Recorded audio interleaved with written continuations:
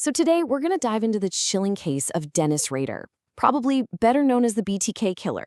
We're going to peel back the layers on a man who lived this shockingly normal life, all while secretly acting out a decades-long fantasy of absolute terrifying power. This is a story about how evil can hide in the most ordinary places. I mean, just look at this. On one side, you have the man his community knew, a husband, a dad, a church leader, even a city compliance officer who'd write you up if your grass was too long. And on the other side, the brutal reality he hid for 30 years. This insane contrast is the whole key to understanding the mind of the BTK killer. You see, the real story here isn't just about what he did, but how he did it. The most terrifying part was the meticulously crafted mask of normalcy he wore, which let him hide right out in the open for decades. To really get inside his head, you have to understand this idea of a sustained fantasy. His violence wasn't some snap decision. It was the final act of a script he'd been writing in his head his entire life. A script where he was always the one in control. And look, this wasn't just some harmless daydreaming. No, this fantasy was the engine for his crimes. Every single action he took became part of this performance, a ritual designed to make his private world of dominance a terrifying reality for his victims. And his method? Man, it was this cold, calculated ritual. He'd stalk his victims, learn their routines, and then execute this perfectly rehearsed plan.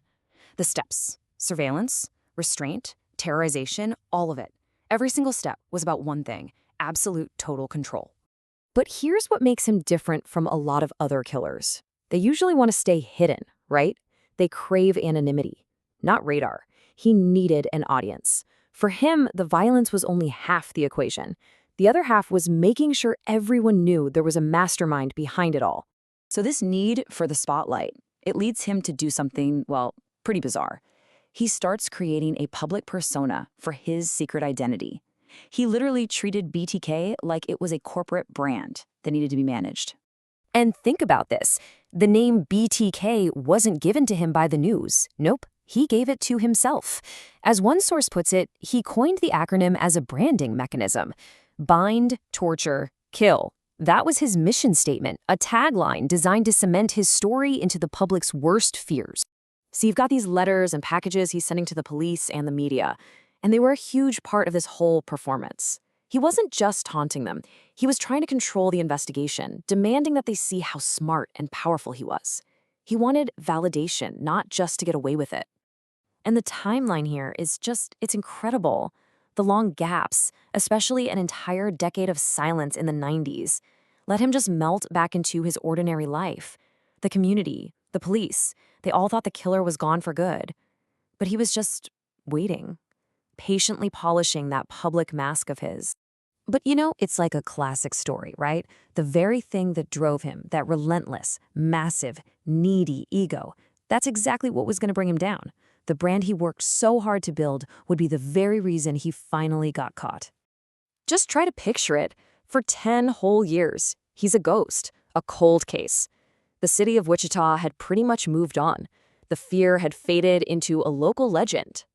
But Dennis Rader? He just couldn't stand being forgotten. The BTK killer, his greatest creation, was just sitting on a shelf collecting dust, and his ego just could not let that happen. So in the early 2000s, he decided it was time for a comeback. So he starts up the old games, sending messages to the police. But here's the thing, technology had moved on. And in his arrogance, he made a huge mistake. He asked one single fatal question that would unravel his entire secret world. Okay, so this is how it all fell apart. It all came down to a floppy disk. He actually asks the cops, hey, can you trace a floppy disk? And they, very cleverly, told him, no, of course not, you'll be safe. He believed them, and he sent one in. But what he didn't know was that hidden in the disk's metadata was a digital breadcrumb trail. It led right back to his church and to a man named Dennis. His own ego literally handed them the cuffs. And even when he's finally caught, at his trial, the show goes on. His confession, it's just chilling. So controlled, so methodical, zero empathy. He wasn't apologizing. He was taking a final bow, taking credit for his life's work one last time. So when all is said and done, what's the big takeaway here? Well, The true lesson from the BTK case isn't about solving a mystery. It's about facing a really, really uncomfortable truth. Rader's story is this giant, flashing warning sign that monstrous evil doesn't always look monstrous. It can wear a suit, lead a church congregation, and raise a family. It can be the compliance officer measuring the length of your grass.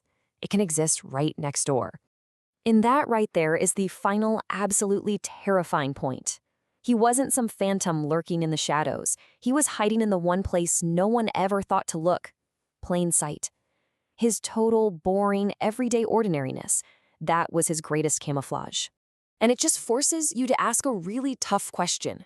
If a man like Dennis Rader can pull this off for so long, a man so deeply invested in the performance of a normal life, then what does evil really look like? Perhaps sometimes it looks just like us.